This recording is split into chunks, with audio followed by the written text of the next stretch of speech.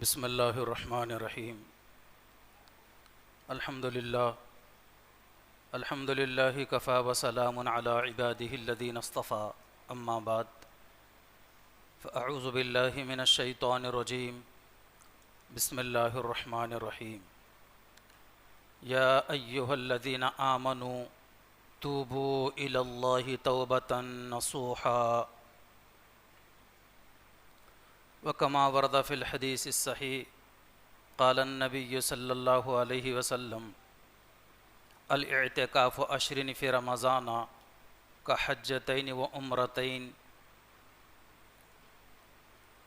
وقال في موضع آخر عن عبد الله بن عباس رضي الله عنه قال فرض رسول الله صلى الله عليه وسلم زكاة الفطر طہرة للصائم من اللغو والرفث وطعمة للمساکین من اداها قبل الصلاة فهي صدقة مقبولة ومن اداها بعد الصلاة فهي صدقة من الصدقات او كما قال النبي صلی اللہ علیہ وسلم.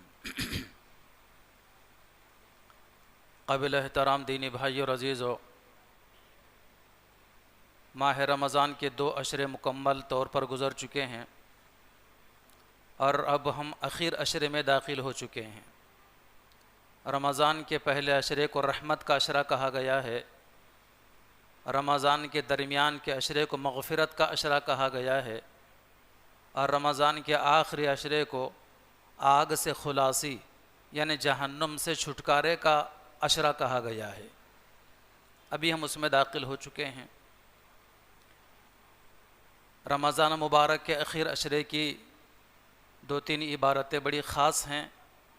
آج میں کوشش کروں گا کہ اس طرف آپ حضرات کی توجہ مبذول کراؤں، اس کی ترغیب دوں تاکہ جہاں آپ کے معلومات میں اضافہ ہو وہیں پر عمل کا ذوق اور شوق بھی پیدا ہو اور عمل کر کے ہم دنیا و آخرت کی سرخروئی حاصل کر سکیں. رمضان کا روزہ جو الحمدللہ ہم سب رکھ رہے ہیں، اللہ تعالی ہمارے روزوں کو قبول فرمائے. رمضان کا ایک روزہ کتنی اہمیت کا حامل ہے، حضور پاک علیہ السلام کے اس فرمان سے اندازہ لگا سکتے ہیں کہ آپ علیہ السلام فرماتے ہیں کہ اگر کسی روزہ چھوٹ جائے، کوئی جان بوجھ کر چھوڑ دے رمضان کا ایک روزہ، اس کے بدل میں عمر بھر روزے رکھتا رہے، رمضان کے ایک روزے کا بدل نہیں ہو سکتا. اس لیے بھائیوں، بہت اہتمام سے، بہت شوق سے، بہت ذوق کے ساتھ میں رمضان کے روزے رکھنا چاہیے. اپنے گھر والوں کو بھی یہی ترغیب دینی چاہیے، اپنے بچوں اور اپنی بچیوں کو بھی اس کا ذوق اور شوق بچپن ہی سے پیدا کرنا چاہیے تاکہ بڑے ہو کر وہ رمضان کا روزہ نہ چھوڑ سکیں. ورنہ بڑی محرومی ہے ایسے لوگوں کے لیے جن کے لیے رمضان غیر رمضان برابر ہے.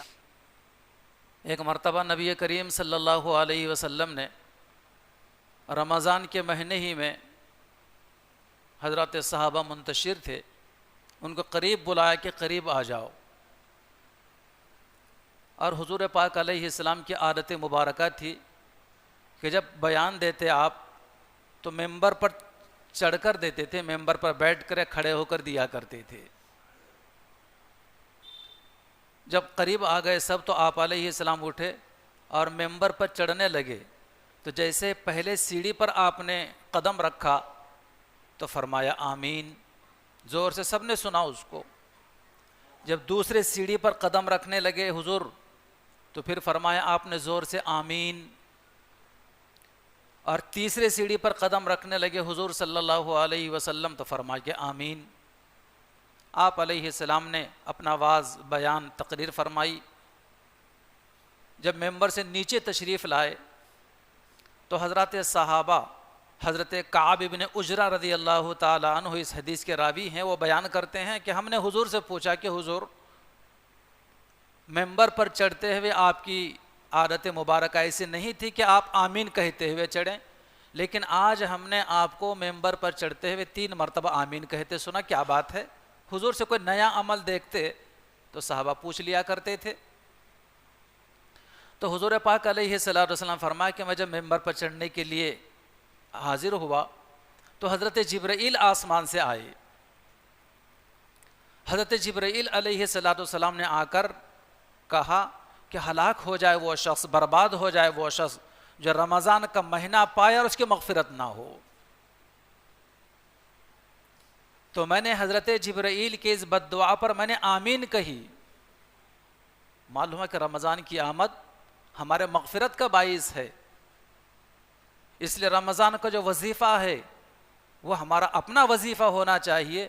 خدا نہ کرے اگر وہ وظیفہ ہمارا، ہمارے بچوں کا، ہمارے گھر والوں کا، اپنے متعلقین کا، اپنے دوست احباب کا نہ ہو تو حضرت جبرائیل کی بد دعا ہمارے حق میں قبول ہو کر رہتی ہے. اور پھر روتے پھرتے ہیں کہ ایسے حالات ہیں، ایسی پریشانی ہے، یہ مصیبت ہے اور یہ تنگ دستی ہے. یہ بعد میں احساس ہوتا ہے، لیکن نظر اس طرف نہیں جاتی جس طرف اصل میں جانا چاہیے. اللہ پاک ہمیں احساس عطا فرمائے. اس لیے بھائیو رمضان یہ بہت بڑی نعمت ہے ایمان والوں کے لیے. پچھلے پیغمبروں کے زمانے میں بھی رمضان کا مہینہ آیا کرتا تھا، لیکن رمضان کی روزے اور تراویح پچھلے پیغمبروں کے زمانے میں نہیں تھی. دوسرے سیڑھی پر قدم رکھنے کی آپ نے کوشش کی تو حضرت جبرائیل علیہ السلام دوسری بد دعا دی. دوسری بد دعا کیا دی؟ حضرت جبرائیل علیہ السلام نے کہا کہ ہلاک ہو جائے وہ شخص، برباد ہو جائے وہ شخص جو حضور پاک علیہ السلام کا نام نامی اسم گرامی سنے اور درود نہ پڑھے. حضور فرماتے ہیں کہ میں نے کہا آمین.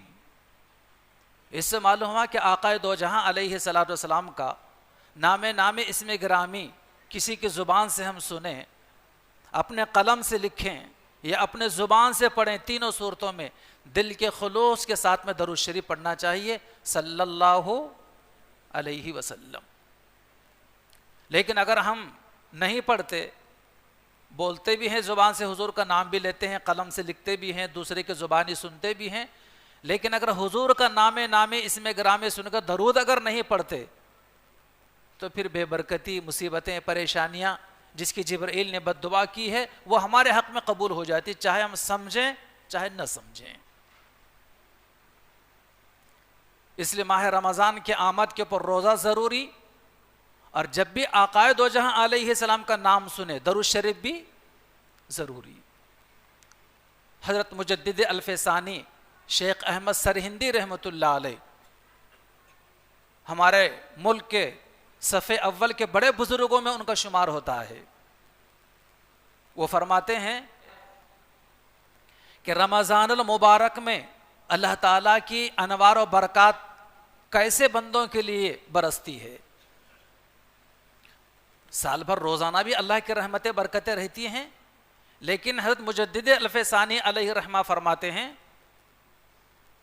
کہ سال بھر کی یعنی 11 مہینوں کی رحمتیں برکتیں رمضان کے رحمتوں کے برکتوں کے سامنے ایک قطرے کی مانند ہیں.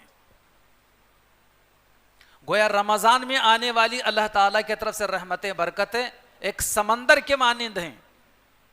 ان 11 مہینوں میں آنے والی رحمتیں برکتیں سمندر کے مقابلے میں ایک پانی کے قطرے کے مانند ہیں. اتنا زیادہ اللہ تعالیٰ کی رحمتیں برکتیں اپنے ایمان والے بندوں کے لیے، اہل ایمان کے لیے اللہ تعالیٰ کی طرف سے برستی ہیں. اللہ پاک ہمیں قدردانی کی توفیق عطا فرمائے. دیکھیے حضور کا نام نامی اسم گرامی جب آئے تو فقہا نے لکھا کہ زندگی میں ایک مرتبہ درود شریف پڑھنا فرض ہے. زندگی میں ایک مرتبہ پڑھنا درود شریف فرض ہے، اور مجلس میں جب جب بھی نام آئے حضور پاک علیہ الصلوۃ والسلام کا تو اس میں ایک مرتبہ کم از کم پڑھنا واجب ہے، ہر مرتبہ مستحب ہے، مسنون ہے، ثواب کا عمل ہے. اور کیا ہوتا ہے درود شریف کے پڑھنے پر؟ درود شریف یہ عمل ہے کہ اس کو اللہ تعالیٰ خود بھی کرتے ہیں، اللہ کے نورانی مخلوق فرشتے بھی کرتے ہیں، اور ہم ایمان والے بھی کرنے لگ جائیں تو کتنی سعادت مندی کی بات ہوگی. قرآن مجید کی آیت ہے اس سلسلے کے اندر، ان اللہ و ملائکتہ یصلون علی النبی یا ایھا الذین آمنوا صلوا علیہ وسلموا تسلیما۔ یہ عمل درود شریف کا فرشتے بھی کرتے ہیں، اللہ پاک بھی کرتے ہیں، ہم اہل ایمان کو کرنے کی بھی تعلیم دی گئی ہے۔ ایک مرتبہ درود شریف پڑھتے ہیں، اللہ 10 نیکیاں عطا فرماتے ہیں، 10 گناہوں کو معاف کرتے ہیں، 10 رحمتیں عطا فرماتے ہیں۔ اگر کسی کا معمول ہو روزانہ 100 مرتبہ درود شریف پڑھنے کا تو کتنی رحمتیں حاصل ہو جائیں گی، کتنے گناہ معاف ہوں گے، اور کتنے ہمارے درجات میں بلندی ہوگی، اور کتنے نیکیوں میں ہمارے اضافہ ہوگا۔ اس لیے ہمارے اسلاف اور بزرگان دین اپنے متوسلین کو یہ تعلیم کیا کرتے ہیں کہ روزانہ 3 تسبیحات کا صبح شام اپنے آپ کو پابند بنا لے، اس کی خیر و برکتیں بندہ اپنے آنکھوں سے اپنے زندگی میں دیکھنے لگے گا۔ 100 مرتبہ روزانہ درود شریف پڑھنے کی اپنی عادت بنائے۔ فجر کی نماز کے بعد اپنے مسجد سے اس وقت تک باہر نہ نکلے جب تک کہ 100 مرتبہ درود شریف نہیں پڑھتا، یا اپنے گھر جا کر پڑھتا ہے ٹھیک، کوئی مسئلہ نہیں، چہل قدمی کرتے ہوئے پڑھ سکتا ہے، واکنگ کرتے کوئی بری بات نہیں، کر سکتا ہے۔ 100 مرتبہ روزانہ درود شریف، 100 مرتبہ روزانہ استغفار، اور 100 مرتبہ روزانہ تیسرے کلمے کی تسبیح، سبحان اللہ، الحمدللہ، ولا الہ الا اللہ واللہ اکبر، اتنا بھی اور آگے بھی، ولا حول ولا قوت الا باللہ، یہاں تک۔ سب سے چھوٹا سے چھوٹا استغفار، استغفر اللہ، بڑا پڑھنا چاہیں استغفر اللہ ربی من کل ذنب واتوب الیہ، اس سے بڑا پڑھنا چاہیں اور بھی ہے سید الاستغفار، جو یاد ہوں بسہولت جو پڑھ سکتے ہیں وہ پڑھیں، لیکن معمول بنا ان تسبیحات کا روزانہ کے 3 100 مرتبہ درود شریف، 100 مرتبہ استغفار، اور 100 مرتبہ تیسرا کلمہ۔ دیکھیں اس کی برکتیں ہم اپنے آنکھوں سے دیکھیں گے، کاروبار میں برکتیں دیکھیں گے، گھر میں بھی برکتیں دیکھیں گے، زندگی میں بھی اس کا چین و سکون محسوس کریں گے۔ ہم عمل تو کر کے دیکھیں۔ 2 چیزیں ہو گئی، ایک تو یہ ہے کہ حضور نے بد دعا فرمائی اس مسلمان کے لیے جو رمضان کا مہینہ آئے اور اس کی مغفرت نہ ہو، اس کے لیے ہلاک و برباد ہونے کی دعا فرمائی، اور دوسری بد دعا فرمائی وہ شخص بھی ہلاک و برباد ہو جائے، تباہ ہو جائے، جو حضور کا نام سنے اور درود نہ پڑھے، اور تیسری بد دعا فرمائی اس مسلمان کے لیے جو اپنے بوڑھے ماں باپ کو یا دونوں میں سے کسی ایک کو پائے اور اپنے مغفرت کا سامان نہ کرے۔ ماں باپ کی خدمت کرنا یہ ایمان والوں کے لیے، اولاد کے لیے بڑی سعادت کی بات ہے کہ کتنی تکلیفوں سے، کتنی پریشانیوں سے اسے پیدا کیا، چھوٹے سے بڑا کیا، خود بھوکے رہے، اولاد کو کھلایا، اولاد کی خاطر ماں باپ رات بھر جاگتے رہے، اس کی صحت اور عافیت کے لیے اپنے خون پسینے کی کمائی اس پر خرچ کی۔ آج بچہ جوان ہوا ہے تو بوڑھے ماں باپ اسے بوجھ لگتے ہیں۔ کس قدر بڑی محرومی کی بات ہے ایسے نوجوانوں کے لیے، ایسے اولاد کے لیے۔ اس لیے نبی کریم علیہ الصلوۃ والسلام نے جو فرمایا کہ حضرت جبرائیل نے تیسری بد دعا فرمائی کہ ہلاک و برباد ہو جائے وہ شخص جو اپنے ماں باپ میں سے دونوں کو یا کسی ایک کو بڑھاپے کی عمر میں پائے اور ان کی خدمت کر کے اپنے آپ کو جنت کا حقدار نہ بنائے۔ معلوم ہے کہ بوڑھے ماں باپ کی خدمت اولاد کے لیے جنت کی ضمانت ہیں۔ بعض لوگ کرتے ہیں خدمت لیکن بڑی شکل گلا شکوہ و شکایات کے ساتھ، برا بھلا کہتے ہوئے، کوستے ہوئے، ڈانٹ ڈپٹ کرتے ہوئے۔ بھائی خدمت کر ہی رہے ہیں تو کیوں اپنی زبان خراب کریں؟ محبت سے کریں، خلوص سے کریں، نرم مزاجی سے کریں۔ کس قدر ماں باپ بھی خوش ہوں گے، اور ماں باپ کی خدمت پر جہاں ماں باپ خوش ہوتے ہیں اللہ بھی خوش ہوتے ہیں۔ خوش دلی کے ساتھ میں اپنے ماں باپ کی خدمت کی جانی چاہیے۔ اسی وجہ سے فرمایا گیا ہے کہ باپ جنت کے دروازوں میں سے بیچ کا دروازہ ہے، الوالد اوسط ابواب الجنہ، اور ماں کے قدموں تلے جنت کو فرمایا گیا ہے الجنت تحت قدم تحت اقدام الامہات، ماں کے قدموں کے نیچے جنت ہے۔ اس لیے ہر اولاد کو چاہیے کہ اپنے بوڑھے ماں باپ کی خدمت کریں، ان کی اطاعت کریں، ان کے سکھ دکھ میں شریک رہیں اور خوشی خوشی شریک رہیں، ڈانٹ ڈپٹ کرتے ہوئے، غصہ کرتے ہوئے، برا بھلا کہتے ہوئے، کوستے ہوئے نہیں۔ تم پیدا ہوئے تھے، تم غلاظت کرتے تھے، تم روتے تھے، تم بیمار ہوتے تھے، کبھی ماں باپ نے آپ کو کوسا نہیں، کبھی برا بھلا نہیں کہا، کبھی ڈانٹا نہیں، اور کبھی آپ کو بد دعا نہیں دی۔ رب ارحمہما کما ربیانی صغیرا، اے پروردگار، قرآن میں ہے یہ دعا، اے پروردگار میرے ماں باپ پر آپ ایسے ہی رحم کیجئے جیسے میرے چھوٹے پن میں میرے ماں باپ نے مجھ پر رحم کیا تھا۔ بہرحال محترم بزرگوں اور دوستو، ماہ رمضان بڑا عظیم مہینہ ہے۔ یہ نبی کریم علیہ السلام کا فرمان ہے کہ لوگوں، رمضان کا مہینہ آ جائے تو رمضان کے مہینے میں تم 4 چیزوں کی کثرت کرو۔ رمضان کا مہینہ آ جائے تو تم 4 چیزوں کی کثرت کرو۔ 2 چیزیں ایسی ہیں جو اپنے رب کو راضی کرنے کے لیے ہیں، اور دوسری 2 چیزیں ایسی ہیں جس سے تمہیں چارہ کار نہیں ہیں، یعنی تم ان چیزوں سے بے نیاز نہیں ہو۔ خدا کی رضا کے لیے 2 چیزیں، ایک تو یہ ہے کہ کلمہ شہادت کو کثرت سے پڑھنا، اشہد ان لا الہ الا اللہ و اشہد ان محمد الرسول اللہ، خوب کثرت کے ساتھ پڑھنا، فرمان نبوی ہے۔ اور دوسری چیز جس سے خدا پاک کو راضی کیا جا سکتا ہے، کیا جانا چاہیے، وہ ہے استغفار کی کثرت، استغفر اللہ ربی من کل ذنب واتوب الیک، یہ 2 چیزیں کثرت کے ساتھ۔ اور دوسری 2 چیزیں جس سے ہمیں چارہ کار نہیں ہیں، ایک چیز جنت کا اللہ سے سوال کرنا، اور دوسرے جہنم سے پناہ مانگنا، اے اللہ ہمیں جنت عطا فرما، جہنم سے ہماری حفاظت فرما۔ بڑا آسان دعا یا کلمہ اگر یاد ہو تو یاد کر لیں، اللہم انی اسألک الجنت واعوذ بک من النار، اللہم انی اسألک الجنت واعوذ بک من النار، اے اللہ میں آپ سے جنت کا سوال کرتا ہوں اور آپ سے میں جہنم کی پناہ چاہتا ہوں کہ مجھے جہنم سے حفاظت فرما اور جنت سے مجھے مالا مال فرما۔ یہ 4 چیزیں بھی کثرت کے ساتھ میں کیا کریں۔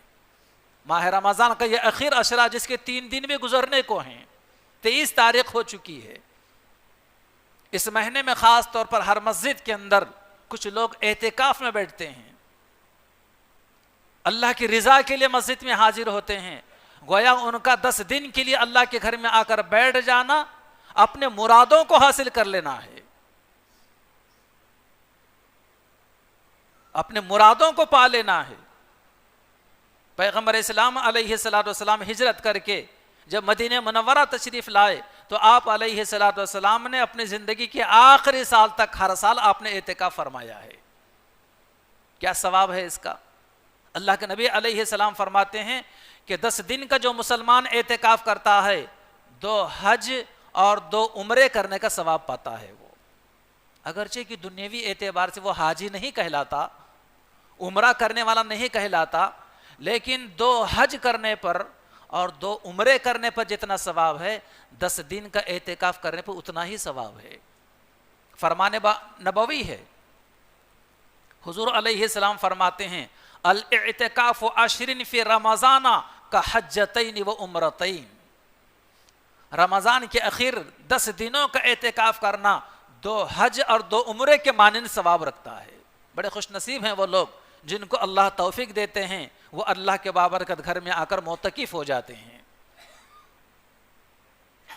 وہ لوگ 10 دن کے لیے بیٹھے ہوئے ہیں، چونکہ مسنون اعتکاف سنت مؤکدہ علی الکفایہ یہی ہے کہ ہر مسجد میں کم سے کم 1 مصلی اعتکاف میں ضرور بیٹھے، زیادہ کی کوئی مقدار نہیں ہے، 100 بھی ہو سکتے ہیں، 100 سے زیادہ بھی ہو سکتے ہیں، لیکن ہر مسجد میں جہاں باجماعت نماز ہوتی ہو کم سے کم 1 مصلی کا، 1 مسلمان کا اعتکاف میں بیٹھنا ضروری ہے۔ پچھلے دنوں یہ بات معلوم ہوئی تھی کہ کچھ مسجدیں ایسی بھی ہمارے شہر میں جہاں پر ایک بھی اعتکاف میں نہیں ہے۔ اگر کسی مسجد میں 1 مصلی بھی اعتکاف میں نہیں بیٹھتا تو اس مسجد کے، اس محلے کے سارے مسلمان گناہگار ہیں۔ اگر ایک مسلمان بھی اعتکاف بیٹھ جاتا ہے تو سب کی طرف سے وہ سنت ادا ہو جاتی ہے. یہ سنت موقدہ علی الکفایہ ہے. اور اعتکاف کی دوسری قسم واجب ہے. واجب کا مطلب یہ ہوتا ہے کہ آپ نے اپنے اوپر اپنے نیت و عہد سے واجب کر لیا. مثلا آپ نے یہ نیت کر لی اگر میرا فلاں کام ہو جائے تو انشاءاللہ میں 3 دن کا اعتکاف کروں گا. دیکھیے عام طور پر ذہنوں میں یہ ہوتا ہے کہ اعتکاف شاید رمضان ہی میں کیا جاتا ہے. نہیں, رمضان میں تو سنت موقدہ الکفایہ کا اعتکاف ہوتا ہے. اس کے علاوہ اعتکاف سال کے 11 مہینے آپ کر سکتے ہیں, 12 مہینے کر سکتے ہیں. کسی کے بچے کی طبیعت خراب ہو گئی یا کسی کے کوئی مقدمہ ہے, کوئی کیس ہے, تو وہ منت کرا پروردگار میں اس مقدمے میں اگر جیت جاؤں یا میرے حق میں یہ فیصلہ آتا ہے یا میرے بچے کو صحت ہو جاتی ہے تو انشاءاللہ میں 3 دن کا اعتکاف کروں گا. اب وہ کام مکمل ہو گیا, مقدر جیت گیا, بچے کو صحت ہو گئی, تب اس مسلمان کے لیے 3 دن کے روزے کے ساتھ 3 دن کے لیے مسجد میں آ کر بیٹھ جانا اس کے لیے واجب ہو جاتا ہے. نہیں بیٹھے گا آ کے تو گناہ گار ہوگا. تو یہ کر سکتے ہیں, کرنا چاہیے. اور اس کی مدد سے اللہ تبارک و تعالی کامیابی سے ہمکنار فرماتے, کامیابی عطا فرماتے ہیں. یہ واجب اعتکاف خود اپنے اوپر ہم نے واجب کر لیا ہے. اور تیسری اعتکاف کی قسم ہے نفل. کرو ثواب ہے, نہ کرو کوئی گناہ نہیں ہے. وہ کیا ہے کہ جب بھی مسجد میں آئیں اعتکاف کی نیت سے مسجد میں داخل ہونا چاہیے. جب تک آپ مسجد میں رہیں گے, بیٹھیں گے, لیٹیں گے, عبادت کریں گے, آپ کو اعتکاف کا ثواب ملتا رہے گا. بسم اللہ دخلت وعلیہ توکلت ونویت سنت الاعتکاف. میں اللہ کا نام لے کر اللہ پر بھروسہ کرتے ہوئے مسجد میں داخل ہو رہا ہوں اعتکاف کی نیت کے ساتھ.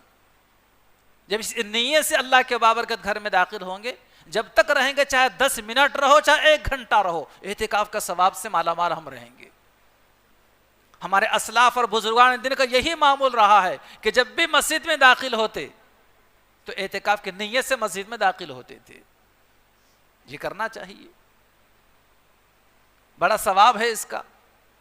حنفیہ کے نزدیک امام اعظم ابو حنیفہ رحمۃ اللہ علیہ کے نزدیک اعتکاف کی کم سے کم مقدار 1 دن 1 رات ہے. لیکن امام محمد رحمۃ اللہ علیہ کے نزدیک فرماتے ہیں کہ کوئی وقت کی تعین نہیں ہے. 10 منٹ کا بھی اعتکاف ہو سکتا ہے, آدھے گھنٹے کا بھی ہو سکتا ہے. اعتکاف بڑا ثواب ہے اس کا. یہ اپنا مزاج بنائے محترم بزرگوں اور دوستوں. ایک تو یہ چیز, اور دوسرے یہ ہے کہ رمضان کے اخیر عشرے میں اللہ تبارک و تعالی ایک عظیم بڑی بابرکت شب رکھی ہے جس کو شب قدر کہا جاتا ہے. عام طور پر مسلمان یہ سمجھتے ہیں کہ شب قدر ماہ رمضان کی 27ویں شب کو ہی بڑی رات ہوتی ہے. ہاں ایک روایت ہے اس تعلق سے, میں اس کا انکار تھوڑی کر رہا ہوں, ورنہ انکار کیا جا سکتا ہے. لیکن کئی روایتیں جو ہیں وہ یہ ہیں کہ رمضان کے اخیر عشرے میں شب قدر ہے, اور اخیر عشرے کی بھی طاق راتوں میں شب قدر ہے. 21ویں رات, 23ویں رات رمضان کی, 25ویں رات, 27ویں رات اور 29ویں رات, ان 5 راتوں میں سے کوئی نہ کوئی ایک رات شب قدر ہے. حضور پاک علیہ الصلوۃ والسلام نے اپنے مبارک زمانے میں شب قدر کی تلاش میں آپ نے ایک مرتبہ ماہ رمضان کے شروع کے 10 دن کا اعتکاف کیا. آپ علیہ السلام کو شروع کے 10 دن میں شب قدر نہیں ملی تو آپ نے اعلان فرمایا کہ جو لوگ میرے ساتھ اعتکاف کر رہے تھے وہ دوسرے 10 دن کا بھی اعتکاف کی نیت کر لیں. چنانچہ سب صحابہ نے حضور کے ساتھ دوسرے 10 دن کا بھی اعتکاف گویا کہ پورے 20 دن اعتکاف میں گزرے. جیسے 20واں دن گزرنے کو تھا یا گزرا تو آپ علیہ السلام نے اعلان فرمایا کہ جو لوگ میرے ساتھ دوسرے عشرے میں اعتکاف میں تھے وہ تیسرے عشرے کا بھی اعتکاف کر لیں. سب نے تیسرے عشرے کے اعتکاف کا بھی ارادہ کر لیا, یعنی پورا مہینہ اعتکاف میں گزارا. اور اس کے بعد پھر آپ علیہ السلام نے فرمایا کہ لوگوں اب شب قدر کو ماہ رمضان کے اخیر عشرے میں تلاش کرو. معلوم ہوا کہ شب قدر ماہ رمضان کے آخر کے 10 دنوں میں سے کوئی ایک دن ہے، ایک رات ہے، اور خاص طور پر آپ نے فرمایا کہ 10 راتوں میں سے طاق راتوں میں خاص طور پر تلاش کرو۔ طاق راتوں سے مراد ماہ رمضان کی 21ویں رات، 23ویں رات، 25ویں رات، 27ویں رات اور 29ویں رات، ان 5 راتوں میں سے کوئی نہ کوئی ایک رات شب قدر ہے جس کا قرآن مجید میں تذکرہ ہے، بلکہ اس سلسلے میں ایک پورے قرآن کی سورت نازل ہوئی ہے۔ لیکن مسلمان اس سلسلے میں بڑے غافل ہوتے ہیں، بس ایک ہی رات پر بھروسہ کر کے بیٹھتے ہیں۔ ٹھیک ہے، میں آپ سے حسن ظن رکھتا ہوں، ممکن ہے کہ آپ حضرات یہاں سے تراویح کے نماز سے فارغ ہو کر جانے کے بعد اپنے گھروں میں عبادت کرتے ہوں گے، دعائیں کرتے ہوں گے، اور رات میں جاگنے کا اہتمام کرتے ہوئے ہوں گے۔ کرنا چاہیے، کوئی ضروری نہیں کہ اجتماعی طور پر مسجد ہی میں سب مسلمان آ کر شب قدر منائے، کوئی ضروری نہیں، کوئی سنت طریقہ نہیں ہے۔ ہاں، عبادت کرنا ہے، ہر ایک کو کرنا ہے، انفرادی عمل ہے، یہ نہیں کہ باضابطہ مائک سے اعلانات ہو رہے ہیں اور سحری کا انتظام کیا گیا ہے، کوئی ضروری نہیں۔ ہاں، چند لوگ آ گئے، کر لیے، لیکن ہر مسلمان کے لیے انفرادی طور پر شب قدر کی عبادت، طاق راتوں میں شب قدر کی تلاش کا اہتمام ہر مسلمان کو چاہیے۔ اگر ہم کرتے ہیں تو بہت اچھی بات ہے، نہیں کرتے تو 2 راتیں تو گزر چکی، 21ویں بھی گزر چکی اور 23ویں بھی کل گزر چکی، ابھی 3 ابھی باقی ہیں۔ پچھلے دنوں ایک بہت بڑے عالم دین سے میں نے سنا، اور انہوں نے مجھے پیغام بھی بھیجا تھا کہ اگر طاق راتوں میں سے کوئی ایک رات شب جمعہ میں واقع ہو، طاق راتوں میں سے کوئی رات اگر شب جمعہ میں واقع ہو تو اس رات کا شب قدر ہونے کا زیادہ امکان ہے۔ پچھلی جو رات گزری ایسا ہی ہوا ہے، وہ ایک تو طاق رات بھی تھی اور شب جمعہ بھی تھی۔ جن لوگوں نے اس رات میں کچھ دعائیں کی، کچھ عبادت کی اور کچھ اللہ کو منوایا، بڑے خوش نصیب ہیں، ممکن ہے کہ وہ شب قدر کو پا چکے ہوں گے۔ لیکن ہم سب کے لیے اور 3 راتیں باقی ہیں محترم بزرگوں دوستو، اور 3 راتوں میں بھی اس کا اہتمام کرنا چاہیے۔ ایک تو یہ چیز، اور تیسری چیز وہ یہ ہے کہ رمضان کے اخیر عشرے میں عید سے پہلے ایک عبادت ادا ہوتی ہے جس کو ہم صدقہ فطر کہتے ہیں۔ مالی عبادت ہے، مالداروں کی عبادت ہے، لیکن یہ ایسی عبادت ہے کہ ہمارے معاشرے میں ہر غریب بھی اس کو ادا کرنے کی کوشش کرتا ہے، کرنا چاہیے، لیکن اصل یہ واجب ہے مالداروں پر صدقہ فطر ادا کرنا، اپنا اور اپنی نابالغ اولاد کا صدقہ فطر ادا کرنا واجب ہے۔ بالغ اولاد کا اور اپنے بیوی کا صدقہ ادا کرنا باپ پر اور شوہر پر واجب نہیں ہے، ادا کر دیتا ہے تو ہو جاتا ہے۔ بعض مرتبہ گھر میں بڑا باپ ذمہ دار ہوتا ہے، گھر کے سارے افراد کا صدقہ فطر وہ ادا کر دیتا ہے، ادا ہو جاتا ہے، لیکن واجب نہیں ہے۔ ہاں، باپ پر اپنا خود کا اور اپنے نابالغ اولاد کا صدقہ فطر دینا چاہیے۔ بڑی اولاد ہے، بالغ ہیں، خود کماتے ہیں، تو کہنا چاہیے کہ بیٹے عید سے پہلے اپنا جو صدقہ فطر اپنا ادا کرو، ان کی ذمہ داری ان پر لاد دینا چاہیے۔ بیوی سے، بیگم سے بھی کہنا چاہیے چلو صدقہ فطر ادا کرنا، اتنی رقم ہو رہی نکالو۔ جب وہ روزہ رہتی ہے، وہ نماز پڑھتی ہیں، تو صدقہ فطر بھی ان کو دینے کے لیے کہنا چاہیے۔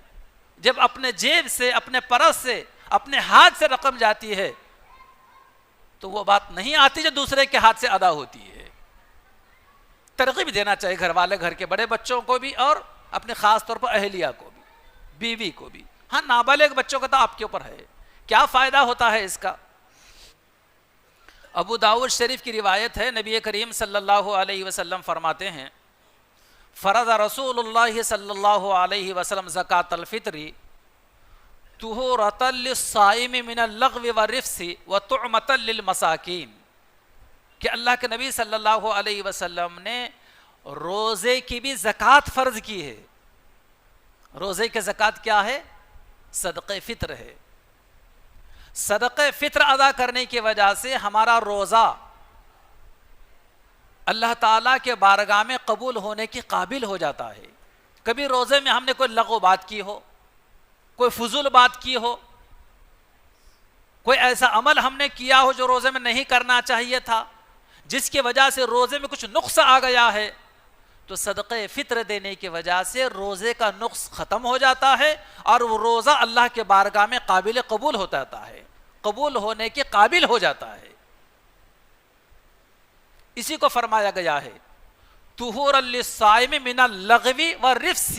کوئی بے حیائی کی بات روزے میں ہمارے زبان سے نکل گئی, کوئی لغو کوئی بےہودہ بات ہمارے زبان سے نکل گئی جس کی وجہ سے روزے میں نقص آ گیا, صدقہ فطر کے دینے کی وجہ سے وہ لغو بات سے اور بےہودہ بات سے, فحش بات سے جو ہے ہمارا روزہ پاک ہو جاتا ہے اور اللہ کے بارگاہ میں قبول ہونے کے قابل ہو جاتا ہے. ہم چاہتے ہیں کہ ہمارے روزے اللہ قبول فرمائے, تو ہم اہتمام سے صدقہ فطر ادا کریں. ایک تو یہ فائدہ, اور دوسرا فائدہ وَطُعْمَةً لِّلْمَسَاكِينَ. صدقہ فطر ادا کرنے کی وجہ سے غریبوں کا فائدہ ہوگا, وہ بھی اس کے ذریعے سے عید کی تیاری کر سکیں, کوئی لقمہ ان کے لیے بھی مل جائے گا. اس لیے صدقہ فطر نکال کر خاص طور پر مستحقین تک پہنچانے کی کوشش کریں. اگرچہ کہ مدارس اسلامیہ, مدارس عربیہ میں صدقے کی رقم, صدقہ فطر کی رقم دی جا سکتی ہے, دینا چاہیے, لیکن اپنے رشتہ داروں میں, اپنے محلے میں, اپنے اڑوس پڑوس میں, اپنے علاقے میں کوئی بیوائیں ہوں, یتیم ہوں, بے سہارا لوگ ہوں, کوئی مقروض ہو, کوئی کنگال ہو, تو ایسے لوگوں کے گھر لے جا کر صدقہ فطر کی رقم یا سامان پہنچا دینا چاہیے اور ان کی دعائیں حاصل کرنا چاہیے. بعض لوگوں کو صدقہ فطر ادا کرنے کا احساس عید کے دن ہوتا ہے, خود عید کی تیاری کر رہا ہوتا ہے, اور اب کس کے گھر کو جائے گا, کون سے غریب کا مکان ڈھونڈے گا وہ. اس لیے 4-2 دن پہلے, ہفتہ 10 دن پہلے ہی سے اس کی فکر ہونا چاہیے, ضرورت مند کے گھر پہنچا دینا چاہیے.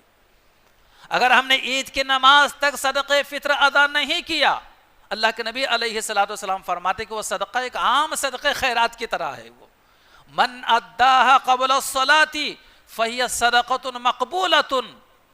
جو مسلمان عید کی نماز سے پہلے اپنا صدقہ فطر ادا کرتا ہے وہ ایک صدقہ مقبولہ صدقہ ہے. وہ ومن اداها بعد الصلاۃ, اور جو عید کی نماز کے بعد صدقہ فطر ادا کرتا ہے فہی صدقۃ من الصدقات, وہ ایک عام صدقہ خیرات کی طرح ہے. وہ اس لیے بھائی اس کا بھی اہتمام کرنا چاہیے. اب یہ کہ صدقہ فطر کسے دینا چاہیے, جسے زکوٰۃ دے سکتے ہیں اسے صدقہ فطر بھی دے سکتے ہیں. پچھلی جمعہ میں نے زکوٰۃ کسے کسے دے سکتے میں نے تفصیل سے بتلایا تھا, اس کو دہرانے کی ضرورت نہیں ہے. جو ضرورت محسوس کرتا ہے تو بعد میں پوچھ لے سکتا ہے کسی بھی نماز میں. اور صدقہ فطر میں کیا دینا چاہیے؟ دیکھیں 5 چیزیں صدقہ فطر میں دی جا سکتی ہیں. ایک تو یہ ہے کہ 2.25 کلو گیہوں, یا 3.5 کلو جو, یا 3.5 کلو کھجور, یا 3.5 کلو کشمش, یا پھر اس 5ویں چیز اس کی رقم. عام طور پر آج مسلمان 2.25 کلو گیہوں یا اس کی قیمت دینے کے عادی ہیں. ٹھیک ہے, صدقہ فطر ادا ہو جاتا ہے, لیکن جن لوگوں کو اللہ تعالی مالی وسعت عطا فرمائی ہے, مالدار کہلاتے ہیں, صاحب نصاب کہلاتے ہیں, ایسے بھائیوں کو, ایسے مسلمانوں کو چاہیے کہ ہر سال بدل بدل کر صدقہ فطر دیں, تاکہ قیامت کی اللہ کے بارگاہ میں کہہ سکے مولا آپ نے ہمیں مال دیا تھا تو ہم نے اسی اعتبار سے صدقہ فطر بھی ادا کیا تھا, اور اسی حساب سے غریبوں کا زیادہ فائدہ ہو جائے گا. صدقہ فطر اگر گیہوں سے دیتے ہیں تو 80 روپے دینا پڑیں گے, اور کھجور اور کشمش اور جو کے ذریعے سے دے دیں گے تو 1000 روپے کے قریب, بعض مرتبہ اس سے آگے چلے جائیں گے. تو 80 روپے دینے سے زیادہ خوش ہوگا غریب, یا 1000 روپے دینے سے زیادہ خوش ہوگا؟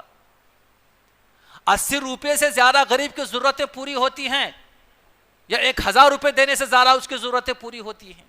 ہمیشہ اس پہلو کو مد نظر رکھنا چاہیے جس پہلو میں غریب کا زیادہ فائدہ ہو, یہ اللہ کو زیادہ پسند ہے. تو حضور کے زمانے میں یہ 4 چیزیں دی جاتی تھی, اس زمانے میں 5ویں چیز میں, جیسے پیسے 5ویں چیز لگا لیجئے. گیہوں دے رہے ہوں تو 2.25 کلو, گیہوں کے پیسے اگر دے رہے ہوں تو 80 روپے ایک فرد کا, اور اگر کھجور سے دے رہے ہیں تو 3.5 کلو یا 3.5 کلو کھجور کے پیسے بھی دے سکتے ہیں. جو سے اگر دینا چاہیں جیسے باجرہ ہوتا ہے اسی طریقے سے ایک اناج ہوتا ہے جس کو جو کہا جاتا ہے, مل جاتا ہے موگڑ پلی پر اور بڑی بڑی کرانہ دکانوں پر جو, وہ بھی دینا ہے تو 3.5 کلو یا اس کی قیمت. اور چوتھی چیز کشمش, وہ بھی 3.5 کلو یا اس کے پیسے دے سکتے ہیں کسی غریب کو. اس کا بھی اہتمام کرنا چاہیے. بہرحال یہ چند باتیں میں نے آج ماہ رمضان کے آخر جمعہ کے طور پر میں نے کی ہیں. خدا پاک سے دعا ہے کہ اللہ تعالیٰ آئندہ جمعہ بھی ہمارے رمضان کے آخر جمعہ بنا دے, تاکہ ایک دن کا اور موقع مل جائے گا, اور وہ بھی جمعے کا دن جس کو عید المؤمنین کہا گیا ہے. ہمارے لیے بڑی سعادت کی بات ہوگی اور ہمارے لیے نیکیاں بٹورنے کا, جمع کرنے کا بڑا موقع اللہ تعالیٰ کی طرف سے ملے گا. بس فیصلہ اللہ کے ہاتھ میں ہے. یا تو آئندہ عید کا دن بھی ہو سکتا ہے, وہ بھی مقدس دن ہے, اور اگر ایک دن مزید عطا فرما دیتے ہیں تو رمضان کا آخری جمعہ کل آئندہ کا ہو سکتا ہے. بہرحال یہ چند باتیں جو کہی گئی ہیں, اللہ تعالیٰ ہمیں عمل کی توفیق عطا فرمائے.